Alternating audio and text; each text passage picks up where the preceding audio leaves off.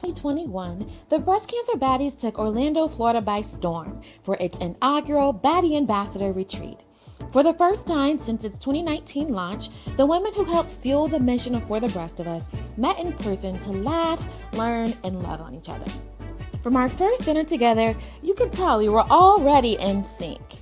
Killing me softly with his song, telling my whole life with his words, killing me softly with his song.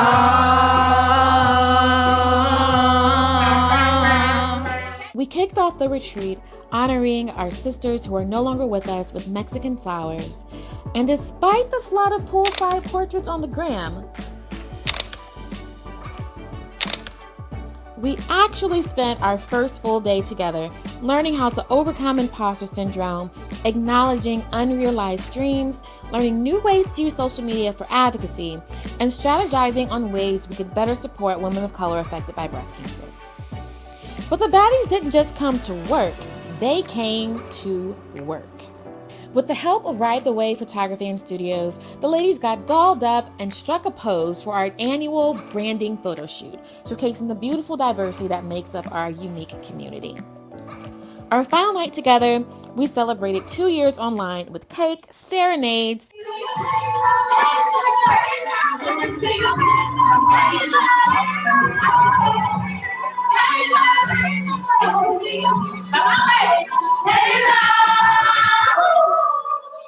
and a virtual dance party.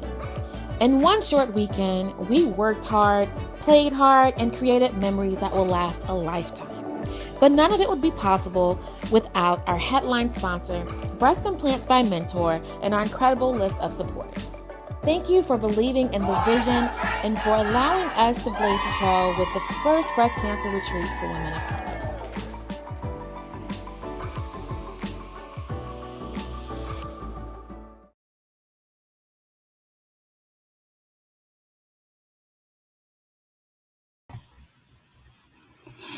All right. Hello, everyone. I think we might have had a little bit of a delay. I still don't see Marissa backstage, but I am Jasmine. I am one half of For the Breast of Us.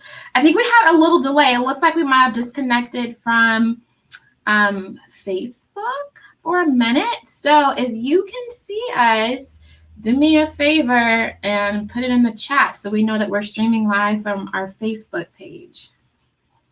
I think we are. All right. Yes, I see you. It always feels like forever. Like we do this once a month.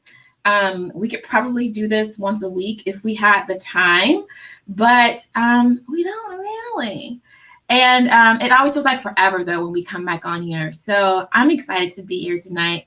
I'm going to check in with Marissa. I don't see Marissa down here. Yes. Hello. I'm happy to see your beautiful faces as well. At least in the graphics, I can see your faces. If you have not approved StreamYard, be sure that you do so that we can see your name. Otherwise, you're going to come up as a Facebook user. And I'm happy to shout out Facebook user as well. All right, guys, Marissa is here backstage, so let's bring her on the screen. Hello. I must have been using like an incorrect link because I was just over there waiting. I was like, what's going on? So it actually went down for a little while. So I don't know if everyone got a chance to see our retreat video or not. It just disconnected from Facebook for a minute, so that was fun. I think we're back now, though. Technical difficulties, but like I always say, it is Friday Eve. We are here. We made it through another week. How are you doing today, Jasmine?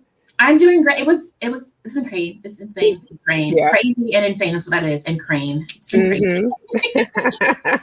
Like we said earlier this week, Mercury is in retrograde, but I guess it ended. So maybe I can't tell. I wish I could tell though. Yeah. I want to feel the relief. I'm not there yet.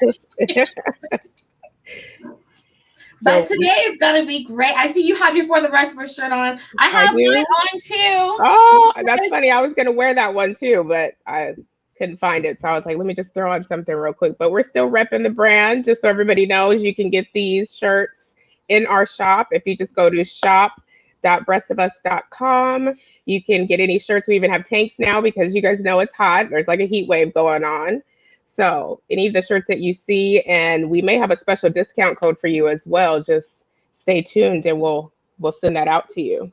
Oh my gosh, I'm clicking up stuff. I was up like 4 o'clock last night. I was sending you links to new designs. The totes that everyone's been asking about from the retreat, the totes are in the shop now. The shirts though, guys, I don't know how I'm gonna be able to do those mass production. If I can figure them out though, we'll post them because everyone's been asking about those shirts. Yeah, I have seen that people are asking about them. So maybe we'll just have to do like a limited edition or something, but I don't know. We'll see. I have an idea, but I'll have to save it for later after our break. But tonight is about sisterhood. Yes. It is like the very basis that For the Breast of Us was built on, this idea of bringing women together, especially women that felt like we have a mug in there, Toya. It should be like live. So check it out. Yes. We got hats. I seen hats in there too. I'm like, yes, for the hats. I love a good hat. Look, I ordered some samples of them last night, so I can't wait. I think we might have to do like some giveaways at some point, I've got ideas. Hello, Heidi. Hey, Cynthia. Cynthia's backstage with us. So yeah, tonight our theme is sisterhood. And we're going to talk about these. Oh, we do this every time, Marissa. Hello again. I am Jasmine. We are For the Breast of Us. We are the first inclusive community for women of color affected by breast cancer. And our mission here is to help women of color make the rest of their lives the best of their lives after a breast cancer diagnosis. Yes, and I am Marissa Thomas, the other half of For the Breast of Us. And Jasmine and I are both breast cancer thrivers / survivors. I was diagnosed at the age of 35, and Jasmine was diagnosed at the age of 26, correct? Yep. Yeah. So yeah, we forget to introduce ourselves every night. And I even put like a note at the top of our show list that said, and we still forget. Introduce yourself. We just think automatically, like everybody knows us, they know. So, no need. Absolutely. So, but tonight the topic is sisterhood, and we wanted to talk about different vignettes of sisterhood because sisterhood, it comes in all different shapes and forms. So tonight we have blood sisters. We also have women that found each other as a result of their diagnosis. We've had women that stuck together despite a diagnosis because so many of us lose friends after a breast cancer diagnosis. We have an early stage and an NBC friendship.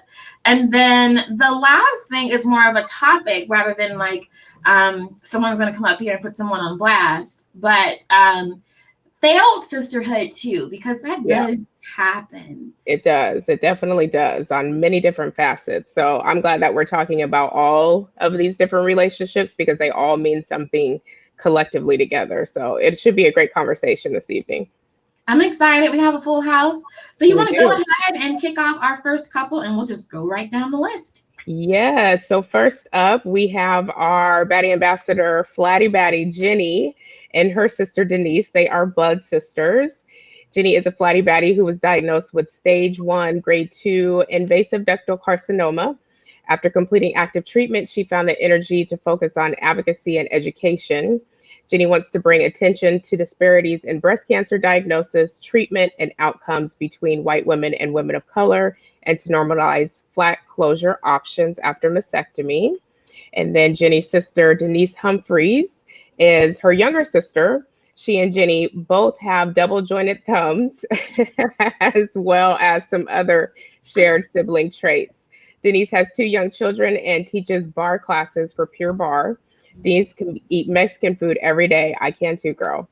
And is currently binge watching Kim's Convenience. You guys go ahead and welcome Jenny and Denise to the screen. Hello, ladies. Hey, ladies. Hi, ladies. First of all, Jenny, like we know you at the retreat, but I just every time I see you, I love it like more and more and more. And I feel like you're like, I don't know. Like we talked about how you like sunshine for us, but then you're good to pull some stuff out of your pockets, Jenny. Yeah. Because we said we're talking about sisters, and then you go, I have one, and we're like, where'd this sister come from? Right. Just popped up out of Secret nowhere. family. Mm-hmm. A whole secret family. And hello, Denise. Thank you so much for joining us as well. Thank you. Thanks for having me. All right, guys. So fun. We're going to keep it going, but I think we're going to shorten this because you guys know we can spend 10 minutes just on intros. Mm-hmm. So we have Cynthia, who was diagnosed with stage 2 invasive ductal carcinoma in 2018, 1 year before she was old enough to begin regular mammograms. An educator by day, and at night, Cynthia is one half of the team and creative director of Behind Our Light Lives, a certified global educator with Know Your Lemons Foundation, a member of the Alpha Kappa Sorority, Inc., and a proud Bayesian baddie. I hope I pronounced that correctly. She's bringing on tonight her friend, Nina. And Cynthia was able to stick through Nina's side through 2 breast cancer diagnoses. And then Nina was able to do the same for Cynthia when Cynthia was diagnosed. So let's welcome both Nina and Cynthia. Hey, ladies. Hi. How are you? Great. I'm good, ladies. Good to see your faces. I see you're repping gang too, the Alpha. Yes. Where's Toya? Where is she? Right? Yeah, Toya's probably going off in the comments like, yes.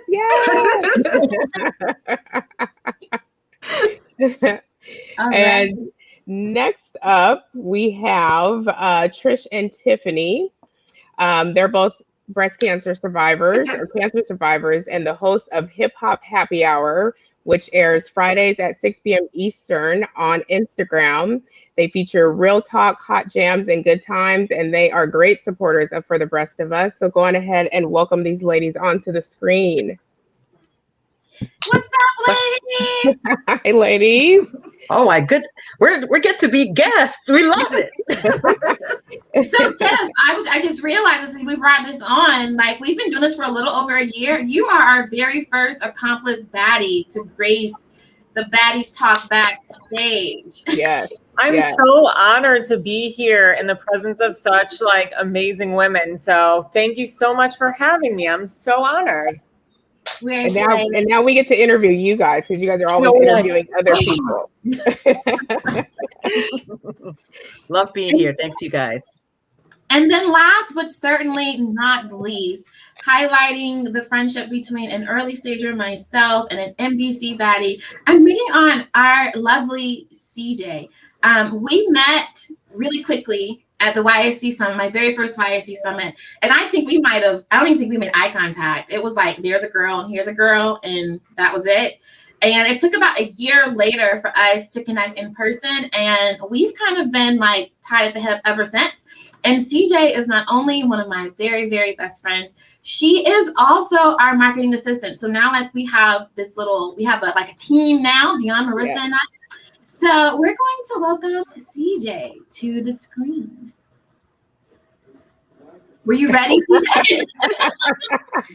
Hi, everyone. Glad to be here. This is like, what's that game show that they do on VH1 right now? What is it called? The Squares? Yes, Celebrity Squares? Hollywood Squares. We should do that one time during Baddie's Talk Back. We should do like a Hollywood Squares type of moment. We should totally do a game night. Mm-hmm. Why not? Yeah. So I'm going to start with Jenny and Denise, who are the only blood sisters up here. So I'm curious, how was your relationship before the diagnosis, and how do you feel like it changed? And we'll start with Denise. I think we've always been pretty close. Like, luckily, we've lived pretty close to each other. I think Ginny and I are very different. So I think it's kind of ebbed and flowed with us kind of being close. And I think we both kind of moved a lot, especially when Ginny was younger. She was gone for a long time. So I think that yeah, I think like we've always been close, but it definitely changed after Ginny's diagnosis.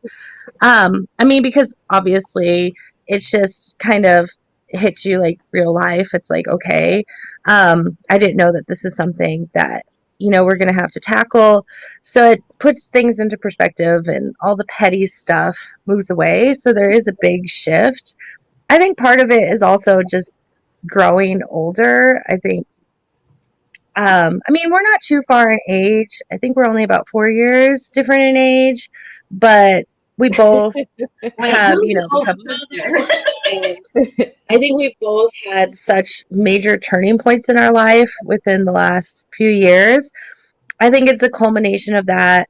But I do think her diagnosis and her journey, it just solidified, what to focus on, what life, really is, what's important.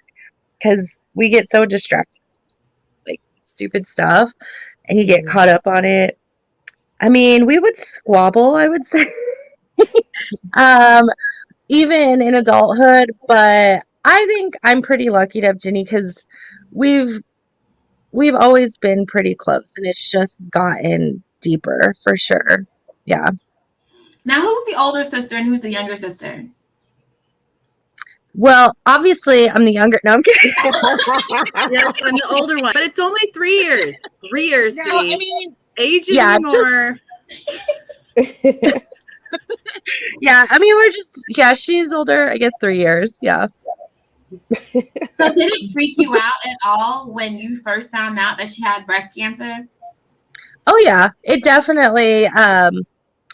It took a while to kind of like let it hit because I remember when Ginny told me she called me, and I mean, I think it's one of those things when you hear news like that, there's not like a big reaction right when you hear it. You're like, um, okay, and then you take some time to think about it, and then it really starts to hit you, and it gets really scary. And I think obviously you guys know you've been through it.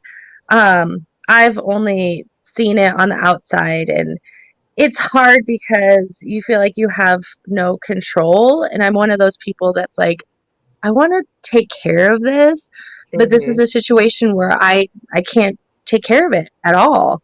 And so it's extremely frustrating, and you just feel so bad. You're like, well, what's the next step? And it's probably one of the first times where I've had to be in the position of like, okay, what do you need from me?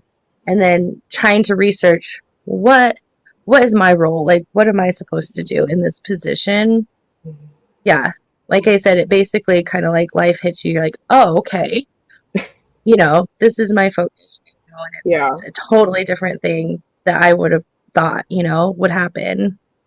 And do you feel like your roles also changed? Like you kind of became the bigger sister while she was going Oh through yeah. treatment? Yeah, because Ginny, her son, my nephew Henry, he's very young, and I think that was a big piece of it as well.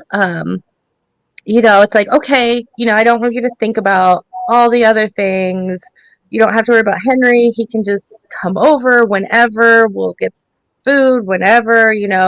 So it definitely does turn into the, okay, well, what can I do just to, make other things easier for you? And so I'll, take care of the kids, whatever, errands, whatever, food, Korean store, groceries. Ginny's all about Korean grocery store drops. And I think we learned that too from our mom because being Korean, it's all about food. Food is how you show your support. And I think that's it. Like, it's just, especially our mom, she was the same. It's like, I don't know what to do, but here's a mountain of food. That's like how you kind of show like, okay, I'm gonna take care of you. And that is kind of like the older sibling, the motherly thing that you try to do, I think. So for sure. Yeah. So with Cynthia and Nina, so many of us lose friends. I have, you guys are the first pair that I've met that have like done this little ping pong thing. So Cynthia, when you first had the opportunity to support Nina as a co-survivor and sister, what was that experience like for you? It's funny because I was with Nina, I believe, at the mammogram where you got diagnosed. Yeah. Yep. And you just do what you do for your friends. And, you know, Nina is essentially family. And I just never thought beyond that. Like, I never in my wildest dreams imagined that we would flip flop and I'd be walking that same path. Mm-hmm. Yeah. And when she told me that she had gotten diagnosed, I was like, this is not how it's supposed to go. You're supposed to be there for me, not the other way around. It's funny because I used to joke. So I was with Nina through her first journey. Nina travels as a speech pathologist, and so she's lived in many places. So we were in California for diagnosis 1. Right. And I happened to be in Dallas at a work conference for the end of her treatment number 2, and we celebrated. And I was like, wait a minute, maybe I'm a bad luck charm. You know, like I keep ending up here. And then, you know, some years later, she moves to Houston, where I moved to Houston, and she was right here when I got diagnosed. Yep. So Nina, how did you feel when you found out that Cynthia was diagnosed? Having like walked the road, I'm not sure what your treatment journey is or was. You can share what your treatment process was, but when you found out that she was diagnosed, did you have fear about that, or did you feel more assured because you walked the road already? To some degree.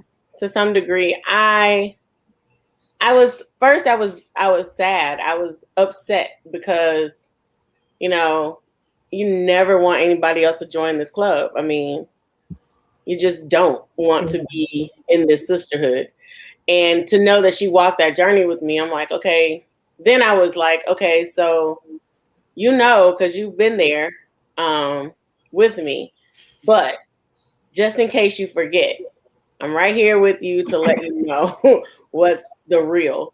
And, you know, I was kind of determined. Her family, I'm family, but she has such a strong family anyway. I knew my place, so to speak. So I was there when I knew when to be there. I'll put it that way. Having walked that journey, it's not, you know, oh, I'm going to take you to chemo or I'm going to bring you this. Those aren't the times when you really need somebody. Mm-hmm. It's, I am really tired of, you know, this burn on my breast. Girl, get you some aloe and get you some aquaphor and tell your doctor to get you some Silverdine immediately. You know? Like, oh yeah, my bad. Okay. So it was hard to fathom that I had to go through this one. And being that I was diagnosed kind of young, not as young as you, but I've actually had to go on this journey so many more times than I thought I would. Mm-hmm. With so many more. I mean, like people I haven't talked to in 20 years reached out to me on Facebook. They're like, hey, my sister's going through this. I don't know who else to talk to. I'm like, give her my number. And it's hard sometimes. And I think Cynthia and I both talked about this, you know, sometimes you get tired of supporting people. Yeah. Compassion burnout is real. Absolutely. Right. Yes, it really is. But because sometimes you're going through some stuff that just because you survived breast cancer doesn't mean your breast cancer journey is over. Right. So yeah, the PTSD is real. That, you know, I went through a third journey, but it wasn't breast cancer recently. And man, I got a lot of support. I'm not saying I don't, and I was totally blessed by this, but I was just thinking today, I was like, I hadn't heard from so-and-so in a while. And I'm like, well, I guess I'm done with chemo. So they're probably, you know, thinking I'm all right.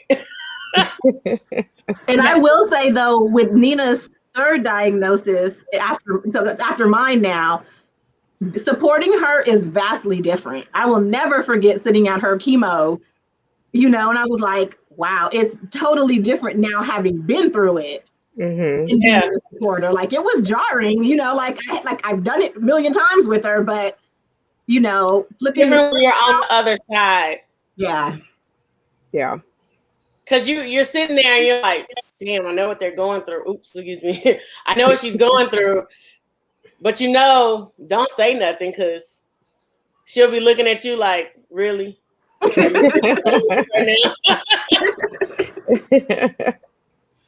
this is actually going to be one of my later questions, but since you brought it up, Nina, and Toya in the comments has brought it up too, this idea of compassion burnout. So for the ladies that have been diagnosed, as you have moved further from treatment, what has been your perception or your need to connect with other women affected by breast cancer?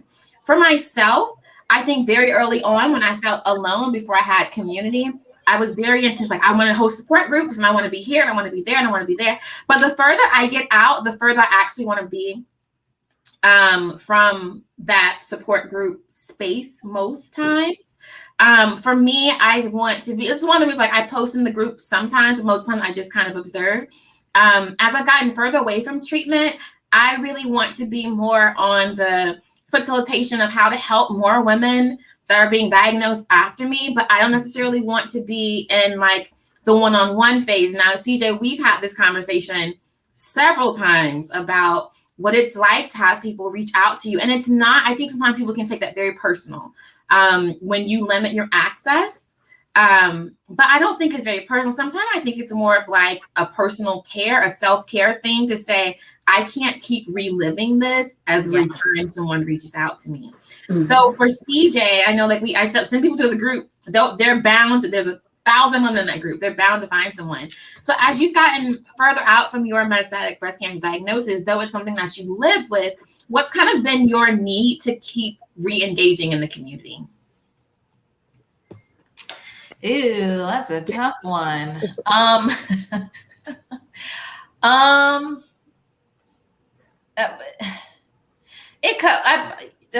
Okay, so I can say that when it comes down to it, like what helps me like continue to re-engage with it is definitely like my anniversaries that come around. I want to say that's probably the biggest one. And it's just mainly because and I think I want to say most of you are unaware unless you were at the retreat and in the pirate shit room with me. A lot of people really don't know that. So my specific diagnosis was a little bit more complex than most people. I was stage 2, stage 3 when I was actually Jazz's age. So I think we were diagnosed right around like the same time. Right. And then that was in 2016. And then I hit stage 4. It had metastasized to my brain in 2017. So with that kind of diagnosis situation, it was, you have a year to live. And I hadn't had treatment yet. So by this time, I still hadn't had any form of treatment. I just had a mastectomy and, the doctors were able to remove the brain tumor. So that was no problem. We did some, 1 round of radiation to the brain. We were good to go. And, the prognosis was you have a year to live with or without treatment. Like there's really nothing we can do. It metastasized. It was in multiple areas of my chest and it went to your brain. So like, that's just basically protocol. So after finding the right doctor, because I don't like being told no, we were able to kind of hit it out the park with that one. And, we've had clear scans since then. And this is since 2017. So what helps keep me engaged is kind of those moments, Snapchat's helpful. Facebook is helpful when they like to pop up the memories, but those moments that come up where it's like, okay, I can celebrate the fact that like they said that I wasn't supposed to be here, 4 years ago. And yet like, here we are and we still have clear scans. And so that essentially kind of what always, and if you look at my social media, you'll see there's always a big gap in between, me posting anything. And it definitely brings me back to just kind of like re-engaging with the community because I've always been very standoffish. Jazz knows, I tell her all the time, like, I don't like people. Don't talk to me. We're good. Like, we're not. We don't like people together. That's what it is. When I was going through, when I was first diagnosed, I literally alienated my entire family. I did not allow anybody to come with me to any doctor's appointments. I didn't allow anyone to have any input. My whole thing was, I need to focus, and I can't focus if you're emotionally involved every time I see you, because it's me going through this. And so it's one of those things where it's like, okay, I pushed everybody out. I was able to focus. I was able to do what I needed to do. And now I can get to a point where like I can breathe and just remember and come back, and remembering the fact that I conquered it. Not necessarily, I don't like remembering that I went through it, but it is what it is. It happened.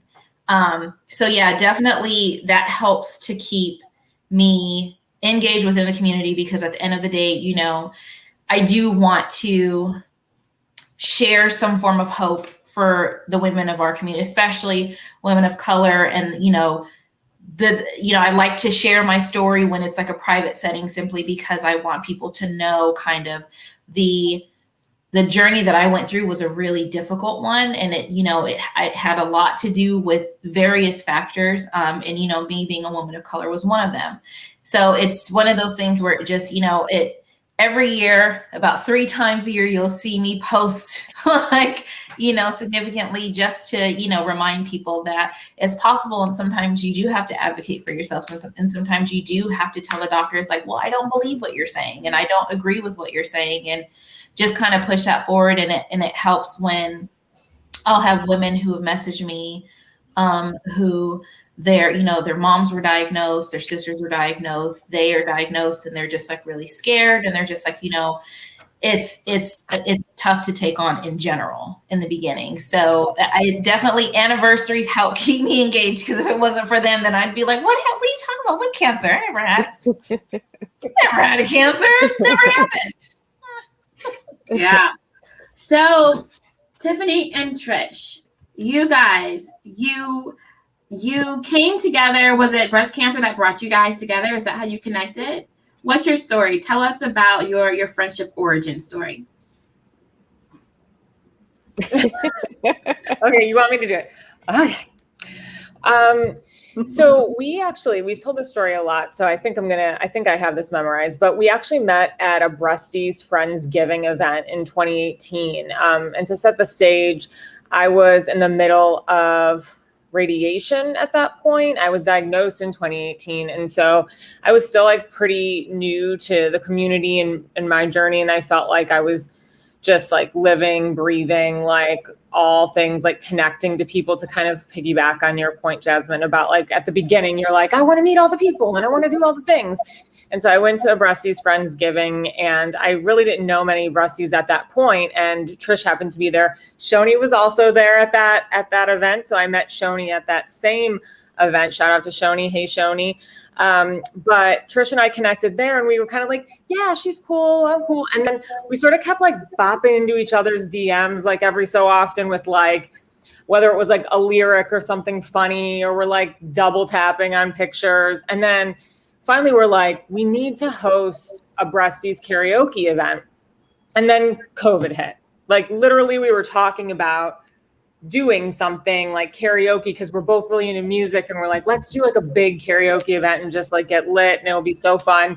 And then COVID hit, and we were like, oh. So, and then, literally. Oh, and then one day I saw like Trish went live with someone in the community, and they were like having a blast and drinking wine, and I'm like, well, I want to do that with Trish. So I like slid back into the DMs, and I'm like, so we can't do the karaoke thing because COVID, but why don't we just like jump on live and talk and like drink and play jams, and like, I don't know, like maybe people will join, maybe not. Maybe we're just getting drunk together on a live and it's fine. And I mean, that's kind of how it started. Did I miss something? Exactly. It was just 2 of us and her husband watching. So it was like, and Shoni. So it was like 3 people watching our lives. Mm-hmm. But, it's fun that I want to go back to what you had said, Jazz, about like re-engaging in the community. And I'm going to speak for myself, but I think Tiff can agree too, is that in the beginning, there's a thirst to do all the things and meet all the people and have all the conversations. And you do find yourself telling your story again and like getting re-traumatized. Well, I found the lump and then I talked to the doctor, And so, not that it's exhausting in that it's an emotional exhaustion of like constantly telling that tale. And so how I found, and with Tiff, how we found with Hip Hop Happy Hour is to engage by kind of centering joy, like celebrating we're still, because look, we all have the hot sweats. We're all like advocating and cursing doctors out and doing all these things. But then our main purpose is to celebrate whatever it is, in addition to having those. So that's a way that we can still engage with the community and celebrate with the community, but not having to be in that kind of dark space. In the support space, yeah. Again and again and again. And in creating that community, people can find each other now. Like we can just stay out of it. Yeah. and that's the place that I'm comfortable in now. And Toya is chiming in. She's saying that people are calling her the boob whisperer. Yes, girl. And like I am so happy to like direct people to other people, but I think it does. I don't think people really recognize when they're sending people your way. And granted, there are some people that love to be mentors and they love to walk people through. I think I don't want to be that kind of support. And I think the celebratory aspect of it is a different kind of support. And I think being on a more institutional, structural, big idea, big picture, doing this, that's another kind of support. But it doesn't always involve that really individual one-on-one, let's relive this trauma. Yeah. And I think it's true, like everybody needs to realize too, which I think a lot of us here do, is that it's okay to take a break.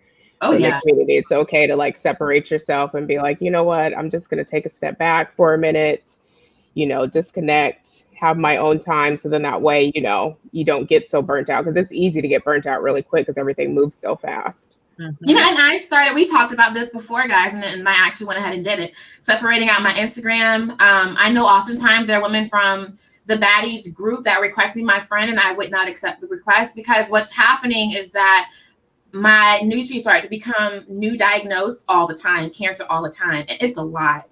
And so it's like no shade, but I would rather you connect with me in a space where I can anticipate taking that in, as opposed to like in a very personal space where like maybe I just want to share things that make me laugh. Yeah.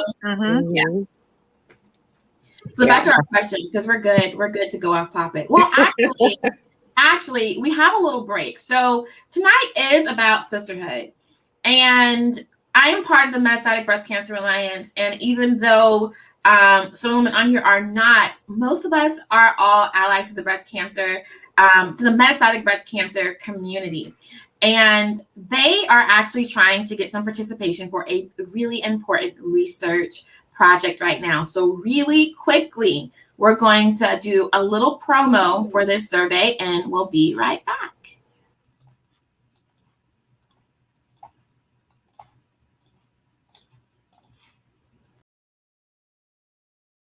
Calling all metastatic breast cancer baddies and bows.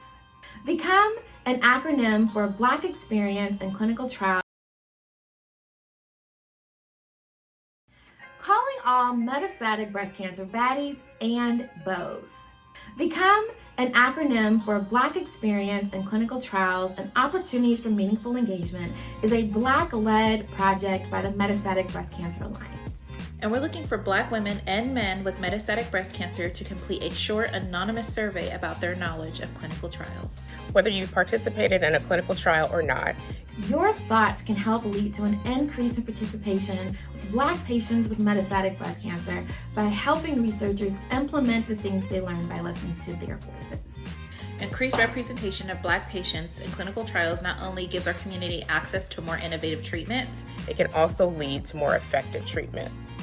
So be the change we wish to see by taking the survey today. To learn more and get started, visit mbcalliance.org/become.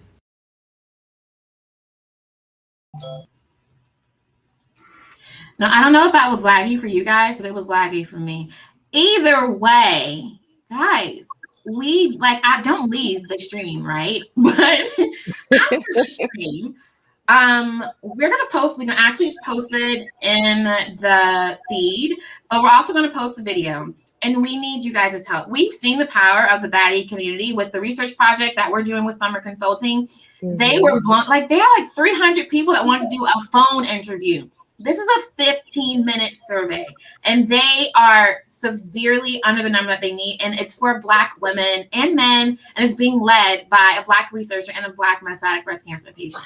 So, one thing I thought about, Marissa, is all those beautiful earrings that we have from the retreat. Mm-hmm. Maybe we should do a giveaway. Maybe we should start a hashtag and do a little giveaway for people that share the video and help us get the word out, because we need to get more Black men and women in general and men and women with metastatic breast cancer. We need to be a part of research, guys. So yes, we do. And I'm all for a giveaway. So yeah, let's definitely do it. Let's get some more Black and brown people involved in clinical research, because we know clinical research definitely helps.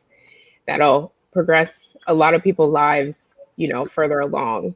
So please support the Metastatic Breast Cancer Alliance. Jasmine put the link there. Everybody can click it. You can share it. So we will make sure to share it on all of our social media as well, but please support them if you can. We would appreciate it. And I do have a question for everybody on the panel here. So what advice would you give to someone who wants to support their sister or friend living with breast cancer or metastatic breast cancer? Someone that wants to support? Yeah. So I think it goes for breast cancer and a lot of other things. It's just do. That call me if you need me, let me know what you need, especially for someone you consider a friend. Just dive in. You know what they like to eat, when they don't have support, you know that they might need someone to come wash their dishes. Like I don't want to say hate. I get perturbed a lot with just let me know what you need. A lot of people aren't going to reach out and tell you, hey, this is what I need. Sometimes you just got to dive in and pick something that you feel might be helpful to them. Mm-hmm. I told a friend of mine once, because you get a lot of, oh, I didn't know about your diagnosis. Why didn't you tell me? Or I'm like, what? Or, well, let me know what you need. Whatever you need, just let me know. And I'm like, first of all, it's not my responsibility to keep you informed of everything that's going on. If you are really a concerned friend, you're going to call and check on me anyway. Number one. Number two, what are the basic things you need in life? You need people to help you clean, cook, and if you have long hair, hold your hair back while you throw up. I mean, it's not that hard. So don't ask me what I need. Send things that you think I might like.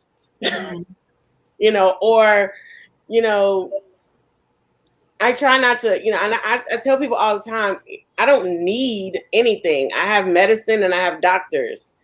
It's comfort I'm looking for. I might not even need you to give me anything. How about you just call and talk to me? Yeah. So I think to be fair, and I'm trying to remember if this was from our co-survivor talk, or maybe this is from an LBVC conversation, or actually no. If you guys haven't seen, so we were starting a podcast, and Natalia was the first person to do this video podcast called Baddie to Baddie, and it was the first time we had an opportunity to have two couples with someone living with metastatic breast cancer. Both of the wives living with metastatic breast cancer. And one of the things Natalia's husband mentioned was not being able to, he didn't know when to step in and when to step back, and when am I overcrowding you and when am I not. So I do think we have to give, at least for the people close to us, I do think we have to have those little conversations like, this is too much, this is what I need, this is what I don't, this is what works, this is what doesn't. And I feel like it may feel like a little bit of a burden, but on the contrary, I think when we're not having those conversations, we're just irritating each other. I don't really want another coloring book, right? You say, just give me something you think I don't like, another coloring book. I don't want another coloring book, okay? But like you can sit with me and watch Grey's Anatomy, and that's cool. Like just be present. I think one of the best gifts, and unfortunately, this friendship did not survive my diagnosis, just because I think I was diagnosed young, obviously. It was like 26. My friend was a couple years older than me.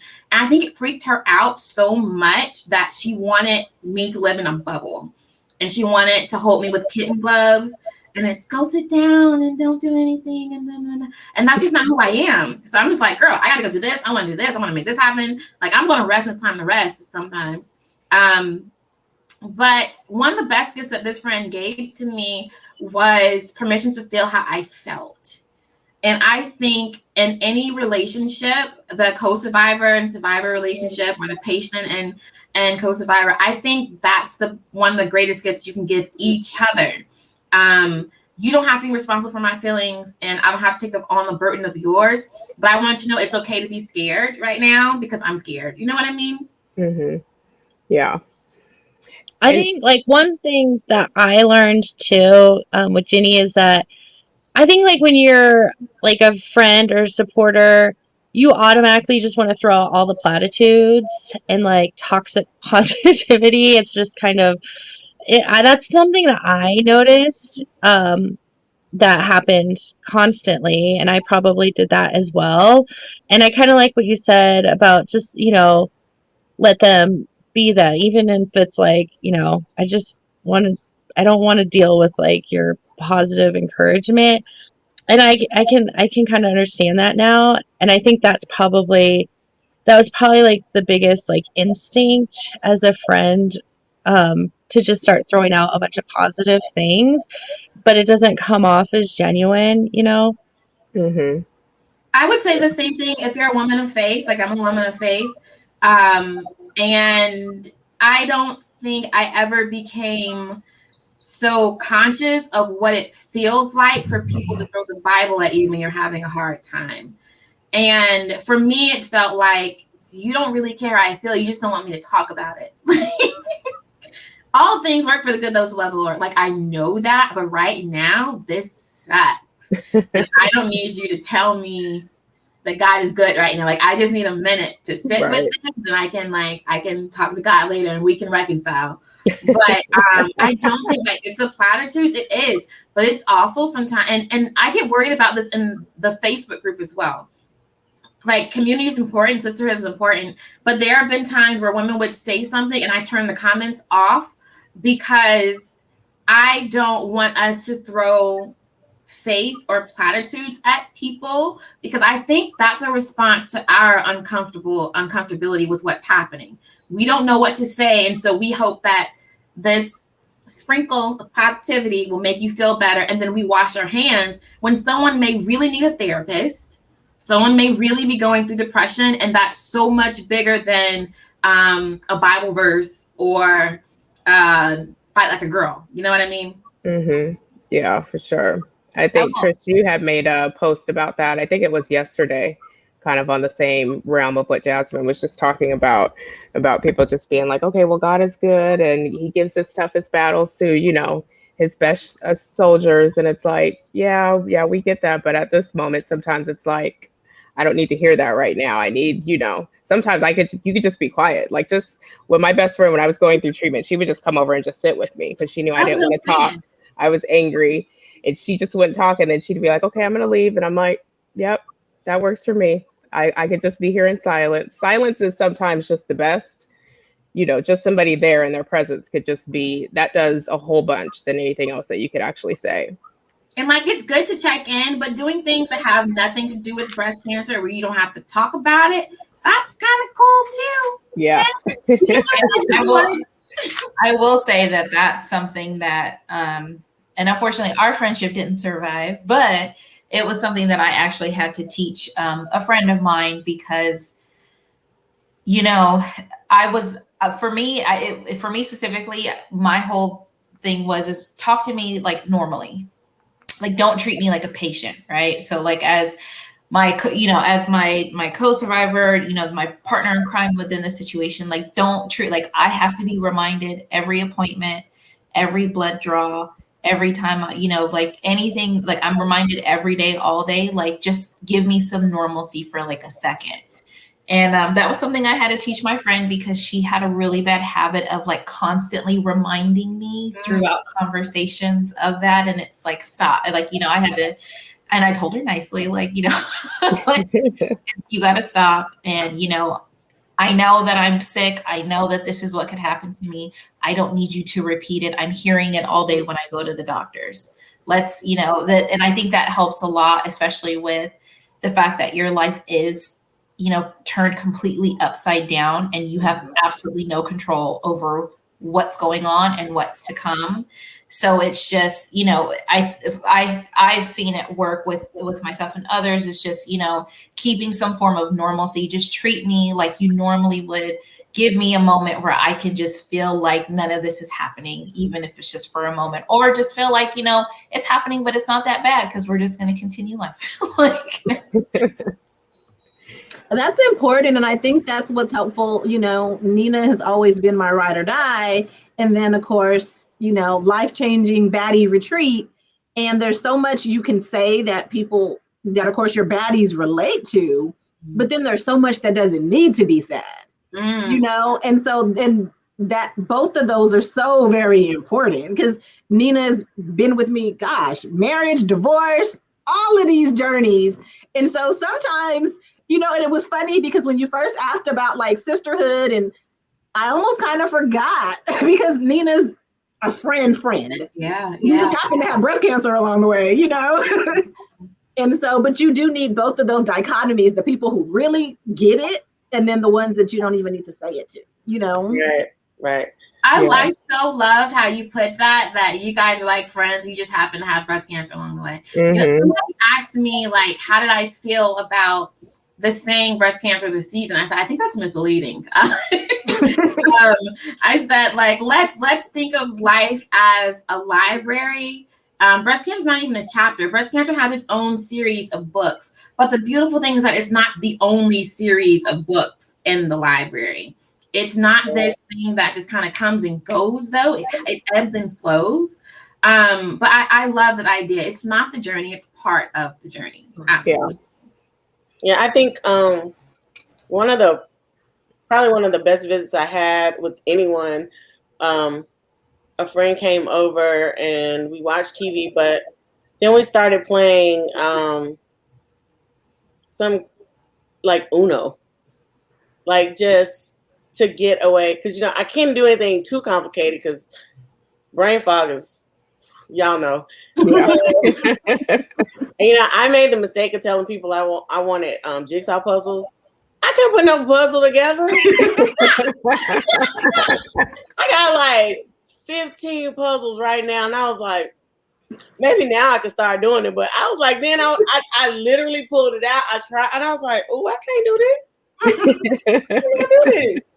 So yeah, but yeah, something simple as playing a game of Uno, not talking about anything other than, did you see what Usher had on at that award show? Oh my God. Yeah, so sometimes you just don't need to talk about it. Yeah. So on the topic of sisterhood, go ahead, Jenny.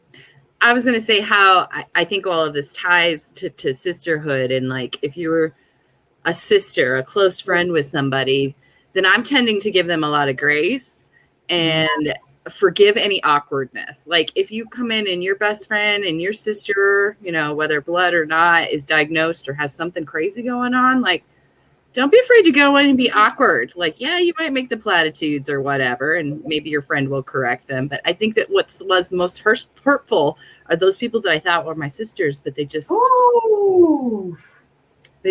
peace out, and it's like, I would rather you come to me and say some of the wrong things, but still be there for me, Yeah. Ouch. And we were going to hit on that. I definitely had someone that had another friend that was diagnosed with a different kind of cancer, and the response was, it was just too much for me to have two friends. Wow.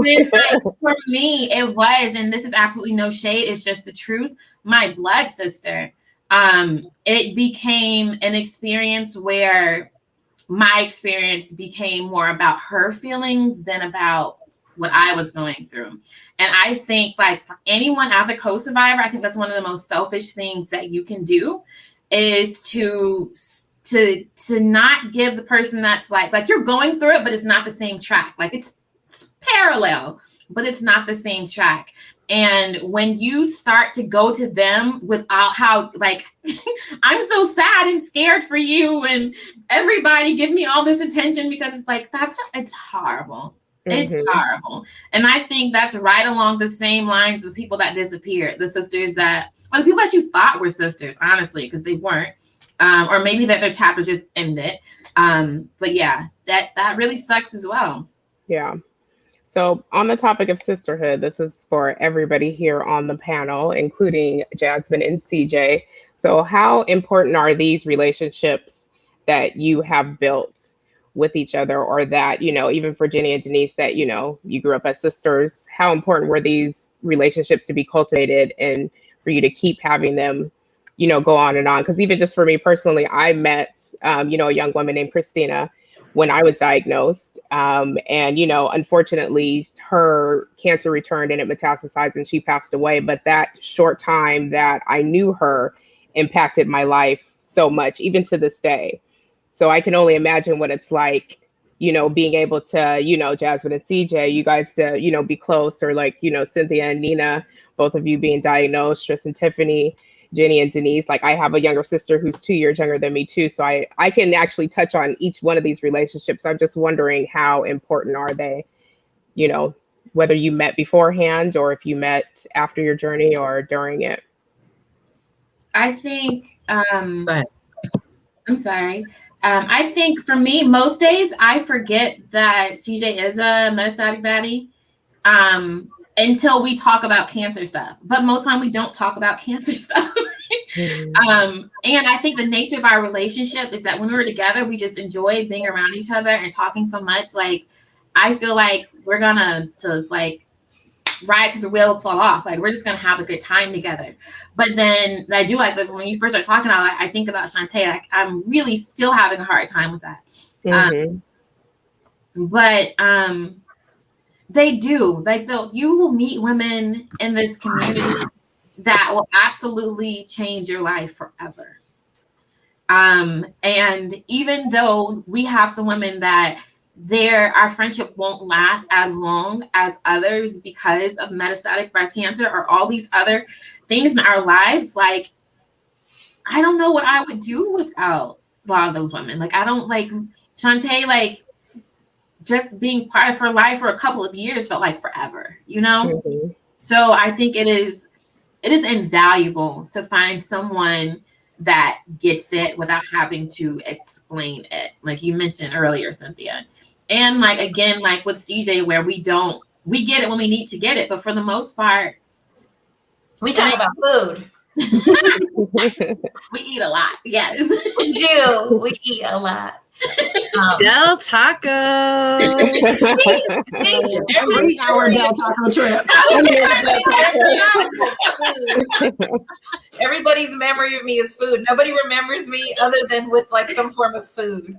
No, but Jazz, I definitely agree. It's been I don't know, it's been nice to just have a friend that enjoys each other's company. But when we have those moments where, an idle mind is the devil's playground type of deal, where, you start just kind of thinking about things and overthinking about things. And it's something like you can share with that person, and just, there's no them trying to overanalyze it or dig deep in what you're saying, but just they completely understand where you're coming from. And I think that with Jazz and I are polar opposites. We really are. We're goofy in unison, but we're polar opposites. And Jazz is the angel and I'm the little devil. That's like, man, it's cool. You never know. And so that balance out of places, stop touching stuff. And so I think that balance really, really helps out with when she's low, I can come up high. When I'm low, she can come up high, and we can still meet in the middle and just enjoy it without the awkwardness, without having to think about anything that we've been through. And if we do think about anything that we've been through, we're able to spin it in a positive light for each other. Absolutely. So it's nice to really just have that person that you can lean on in that aspect. Yeah. I love it because Nina and I will have these grand plans, and then she'd be like, "Girl, I need a nap. What about you?" And I don't have to feel bad because it's 100 degrees and can't do it. Or we go hit lunch and think we're gonna spend the whole day out on the town, and it's like, okay, let's go home and get into bed. CJ will call me. She'll be like, "Oh snap, it's nap time. I'll call you back. I appreciate you, girl." So Trish, you wanted to say something before we move on. Well, no, what I wanted to say is that, and I don't know, thoughts, brain, chemo brain. It's like here it makes sense, but I don't know if I'm gonna say it in a way that makes sense. But when we enter in this community, we have to deal with people ghosting on us. We have to, and we're so raw when you come in this community that sometimes it's important. I've only just learned it, and sometimes the sisterhoods or the friendships are not really what they are. They're trauma bonds, but you don't know them at first because you're in such a need for a connection that you think that this is your person, and it may not be, or they change, you change, things change. And so then you have to pull away from that relationship and reinvest in other ones. It's a whole, your girl, your sister may not be the one you started the journey with. I know we hate the word journey, but that's not who you started the journey with, but that may not be your person. And then you'll find the person like Tiff and I have found each other, and we hit that rhythm where it's like, okay, there's ease and there's comfort there. So that's the person you're supposed to be with. But you're learning, you're growing. Because when I learned trauma bond, I was like, okay, that makes sense. You know what I'm saying? But yeah, that's when you find that person and you just feel more like yourself. Yeah. It's like you times two. You feel like your person, and it helps. It helps quite a bit because, y'all, it's never ending. It's never ending. What's crazy is I've never thought of it as a trauma bond, but I think that is absolutely what it is. And I think that I'm after cancer, I spent a lot of time by myself, like going through radiation and stuff. I spent a lot of time by myself. I didn't work. My husband worked, or my ex-husband rather. And after that, I became really sensitive to other people's energies. I became more of an introvert. So like I get drained if I'm having to like do a whole lot of things with a lot of people. And I became really sensitive to like doctors to be like, hey, we have somebody new. And there are women that are new. And I think for my part, it's like, let me help you get through this part. But I don't want to build relationships strictly on the fact that we've gone through this horrible thing. It's got to be more than that. And I think like that's one of the things that I've been really sensitive to, is that like I don't want people to come to me just to befriend me because we've gone through this horrible thing. Like if you want support through this process, then let's do that. But I don't put myself out there to like force friendships based on this horrible thing that happened. Yeah. And real quick, Cynthia and Trish, y'all need to connect because both of you guys are Caribbean gals. So y'all need to connect. I heard the accent. Yes. I needed to throw that out there real quick. Y'all have to connect. Now I have one more question. Maybe we'll do two because we know our time is coming to an end. But Tiffany, like the last couple of years, there's been like a big wave in talking about health disparities and the way of the world has really changed in terms of racism and discrimination. And these things have been happening since forever. But the last couple of years, it seems like the world is paying attention. So how do you, as an accomplice in the breast cancer community, what's a good way to say this? Like, do you feel any responsibility in your platform to address those things? And how do you think your friendship with Trish helps you navigate those things? Wow. Yes. I'm happy you asked me that. yes. So the first part of your question, do I feel a responsibility? 100%. I think if there's one thing any white person should have taken away from the events and the last like year when people really started paying attention is that, you know, it's not just up to y'all. Like, and that's, you can't fight the fight alone. You know what I mean? And so I think if there's anything that I learned and took away is silence is complicity. And, you know, just going about your business and, you know, just doing the status quo because it doesn't affect you is that game doesn't play anymore. And it never did play, but it really doesn't play anymore. Like, it's time to wake up. And so, yeah, I mean, I feel like my friendship with Trish has really helped me because I feel like even though it's not her responsibility to teach me things, it's none of your responsibilities to sit here and educate us. You know what I mean? But you do without realizing it. And Trish has done that for me. I mean, Trish, if I may, you and I have had some pretty uncomfortable conversations. And this is like why our friendship means so much to me is that this is how I know it's a real friendship when she can say, hey, actually, you know how that looks to a Black woman? And I'm like, please tell me. And she'll have that conversation with me. And I'm like, okay, all right, I listened, moving on. And I think that that's a real friendship because we should be able to have those uncomfortable conversations. And I'm not defensive about it. I'm like, please tell me, because I was socialized in a different way. I am a person of privilege, and all I want to do is learn and grow and really help support. And so I think that my friendship with Trish has really, I continue to grow, I think, as a person every day because of it, to be honest. Yeah, and I think that mentality as early stagers, like at least from Marissa and I, when we did the Accomplice Guide, it was originally to help like white women that wanted to support the community. But we also use those same principles as early stagers supporting the metastatic breast cancer community. It is not just on the metastatic breast cancer community to talk about metastatic breast cancer. Right. This is a collective issue. We take collective ownership of this problem, and we need to take collective ownership of the solution. So, final thoughts, lady. What's a good question we have on our list as we get ready to close out, Marissa?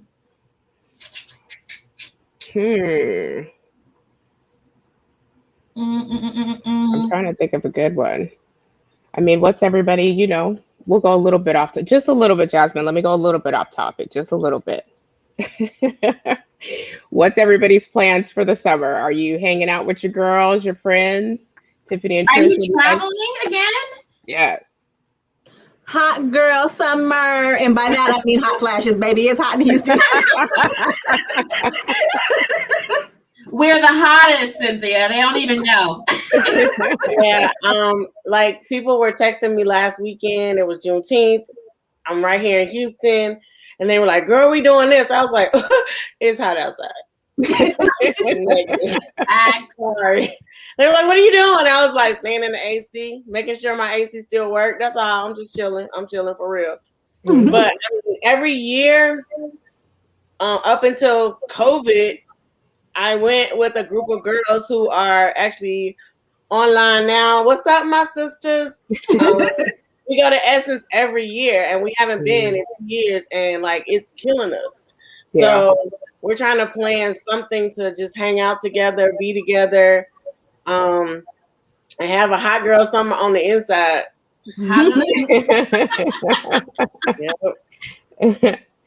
I don't know if everybody's seen, but we, did our Baddie retreat. I guess that was last month, right? It feels like so long ago, but yeah, it was last month. And, we all had like a bond, the whole sisterhood that was going on. And most of us hadn't even met each other in person. So to see each other in person, it was amazing. You guys have to check out the video because we had a little Baddie choir going on there in harmony, in sync. You know what? Now we're going to end the video because I don't think everyone saw it because Facebook was acting shady. So ladies backstage, stay on screen till the video ends because we have to do our tradition of getting a photo of everyone that was on the episode. So stay backstage, but everyone else, we will see you next month. Yes. Thank you for joining us, ladies. We appreciate it. Have a good night, everybody. In 2021, the Breast Cancer Baddies took Orlando, Florida by storm for its inaugural Baddie Ambassador Retreat. For the first time since its 2019 launch, the women who helped fuel the mission of For the Breast of Us met in person to laugh, learn, and love on each other. From our first dinner together, you could tell we were already in sync. Killing me softly with his song, telling my whole life with his words. I don't know if it's lagging for y'all or not. Give me a nod. Is it lagging or is it me? Give me a nod. It's lagging? Okay. Pause it and let's... It's killing me softly with his song.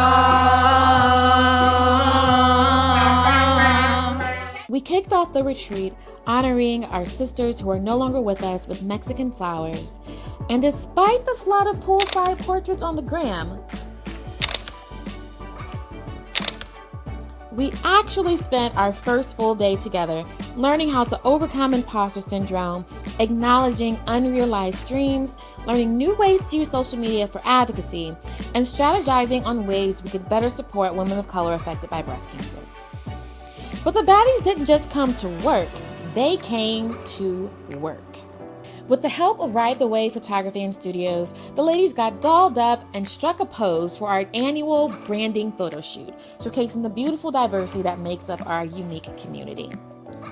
Our final night together, we celebrated 2 years online with cake, serenades,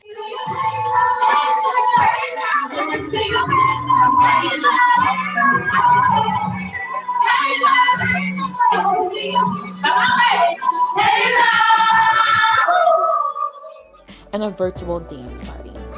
In one short weekend, we worked hard, played hard, and created memories that will last a lifetime. But none of it would be possible without our headline sponsor, Breast Implants by Mentor, and our incredible list of supporters. Thank you for believing in the vision and for allowing us to blaze the trail with the first breast cancer retreat for women of color.